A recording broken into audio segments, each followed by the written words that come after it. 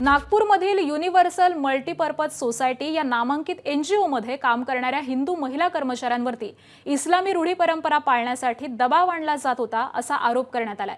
NGO संचालक रियाज काजी तिथे काम करणाऱ्या 23 ते 26 वर्ष वयोगटामधील काही तरुणींवरती तुम्ही नमाज पठण केलं पाहिजे, रोजे ठेवले पाहिजेत, दुवा मागितली पाहिजे, एकमेकांना अभिवादन करताना खुदा हाफिज बोललं पाहिजे असा दबाव आणल्याचा आरोप आहे। परधर्मातील परंपरा पाळण्यास नकार दिल्यानंतर देखील वारंवार रियाज काजी सातत्यानं त्या धार्मिक नियमांच्या बद्दल आग्रह धरायचा अशी माहिती समोर येते।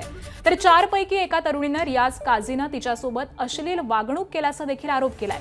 पोलिसांनी या प्रकरणी रियाज काजी या 48 वर्षांच्या एनजीओ प्रमुखाला अटक केली आहे। त्याच्या साथीदारांचा देखील शोध घेतला जातोय आणि त्याचबरोबर एनजीओला सुरू असलेल्या अर्थ पुरवठ्याचा देखील मागोवा घेतला जातोय। या संपूर्ण दबाव आणण्याच्या तंत्रामागे धर्मपरिवर्तन घडवून आणण्याचा हेतू होता का? या एनजीओमध्ये यापूर्वी काम करणाऱ्या मात्र नोकरी सोडून देणाऱ्या आणखी काही महिला आहेत का आणि त्यांना नोकरी का सोडली याचा देखील तपास पोलिसांनी सुरू केलाय। युनिव्हर्सल मल्टीपर्पज सोसायटीचा हाच तो कार्यालय आहे ज्या ठिकाणी रियाज काजी जो आहे त्याच्यासोबत काम करणाऱ्या ज्या तरुणी आहेत त्यांच्यावर मुस्लिम धर्माच्या विविध ज्या काही प्रथा आहेत त्यांचा पालन करण्यासाठीचा दबाव आणत होता। नमाज पठण केलं पाहिजे, दुवा मागितली पाहिजे, रोजा ठेवला पाहिजे अशा पद्धतीचा आग्रह जो आहे तो त्याच्या याच एनजीओच्या कार्यालयामध्ये युनिव्हर्सल मल्टीपर्पज सोसायटी जो लहान मुलं जे आहेत, जे वंचित शोषित झोपडपट्टीचे मुलं आहेत त्यांना शिक्षण देणारा हा एनजीओ आहे। या युनिव्हर्सल मल्टीपर्पज सोसायटीच्या कार्यालयामध्ये अशा पद्धतीचे कार्य सुरू होते आणि त्याची तक्रार या ठिकाणी काम करणाऱ्या तरुणींनी दिली आणि त्याच्यानंतर पोलिसांनी आरोपी रियाज काजीला अटक केली आहे। सध्या युनिव्हर्सल मल्टीपर्पज सोसायटीच्या या कार्यालयाला कुलूप लागलेला आहे आणि या प्रकरणी त्याला इतर आणखी काही लोक मदत करणारे होते का, साथ देणारे होते का, इतर काही लोक यामागे आहेत का याचा शोध जो आहे तो पोलीस घेत आहे। सोबतच या संपूर्ण प्रकरणाच्या मागे धर्मप्रसार करणे, धर्मपरिवर्तन घडवून आणणे असे काही प्रकार किंवा असा काही उद्देश आहे का याचा तपास जो आहे तोही पोलिसांद्वारे केला जाणार आहे। सध्या रियाज काजीला अटक करण्यात आलेली आहे आणि त्याची कसून चौकशी जी आहे ती पोलिसांकडून केली जात आहे। मात्र सध्या युनिव्हर्सल मल्टीपर्पज सोसायटी जो लहान मुलांच्या शिक्षणासाठी काम करणारा एनजीओ होता, मात्र तिथे हिंदू तरुणींवर दबाव आणला जात असल्याची तक्रार पोलिसांकडे आली आणि त्याच्यानंतर या एनजीओचं कार्यालय सध्या तरी कुलूप बंद आहे। कॅमेरामॅन मिथुन आदमनेसह रजत वशिष्ठ, एबीपी माझा, नागपूर। तर या संदर्भामध्ये मानकापूर पोलीस ठाण्याच्या वरिष्ठ पोलीस निरीक्षकांशी एबीपी माझाच्या प्रतिनिधींनी बातचीत केली आहे। आपण पाहूयात। आरोपीनं आपलं मागील 1.5 ते 2 वर्षापासून विनयभंग केल्याबाबत आणि त्यांना काही मुस्लिम धर्माच्या ज्या काही प्रथा आहेत, उदाहरणार्थ रोजा पकडणे किंवा नमाज पठण करणे याबाबत माहिती दिली आणि तुम्ही तसं करा म्हणजे त्याचा तुम्हाला फायदा होईल असं करण्यास सांगितलं आणि त्याबाबतची तक्रार काल रोजी आम्हाला प्राप्त झाली। तक्रार प्राप्त झाल्यानंतर तात्काळ त्यामध्ये दखल घेऊन वरिष्ठांना माहिती दिली आणि दखलपात्र गुन्हा आपण त्याच्यामध्ये नोंद केलेला आहे। गुन्हा दाखल करून आरोपीला देखील ताब्यात घेऊन त्याला अटक करण्यात आलेली आहे। आज रोजी आम्ही त्याला मान्य न्यायालयात हजर करणार आहोत। आणि रियाज काजी 2010 पासून चालवत असलेल्या युनिव्हर्सल मल्टीपर्पज सोसायटी ही एनजीओ नेमकं काय करते ते देखील जाणून घेऊयात। तर 2010 मध्ये युनिव्हर्सल मल्टीपर्पज सोसायटी म्हणजेच UMS ची स्थापना झाली।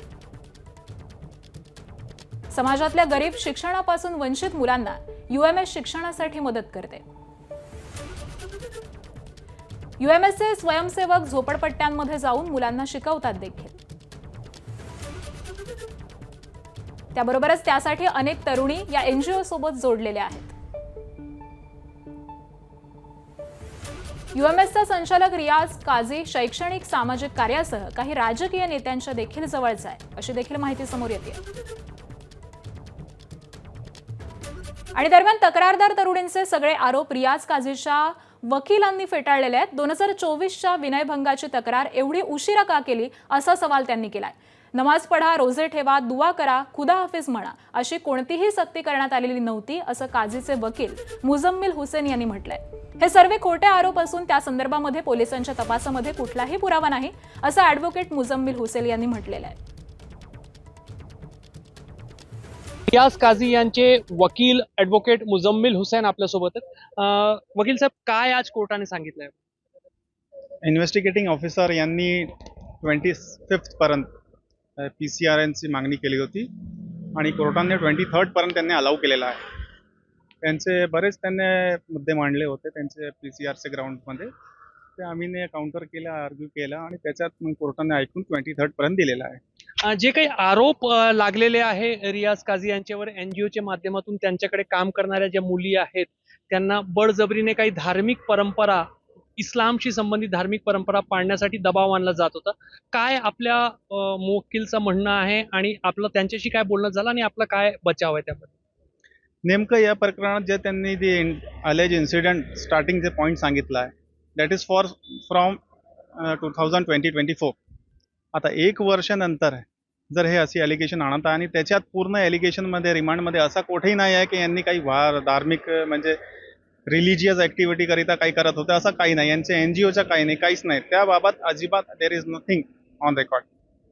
जे काही पोलिसांचं म्हणणं आहे यामध्ये की नमाज पठण करा, रोजा ठेवा असं दबाव आणला जात होता, अशी कंप्लेंट तरुणींनी दिली आहे.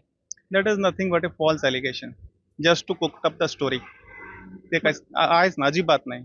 म्हणजे आपलं म्हणणं आहे की जो विनयभंगाचा जो प्रकरण आहे तो जवळपास 2024चा आहे, 24. तेव्हापासून आजपर्यंत का त्या तरुणी गप राहिले हा पण प्रश्न आपला आहे. हा खूप मोठा प्रश्न आहे, कारण की जर त्यांचे सबूत किंवा बिंग नॅचरल आपण जर समजला की 24ला कोणासोबत काही घडलं, ते 25-26 पर्यंत ते का बरं काही बोलले नाही. And it is not the case that ते कोणी पॉक्सोचे आहे, ते मेजर आहे सगळे, असंही काही विषय नाही. ABP माझा, उघडा डोळे बघा नीट.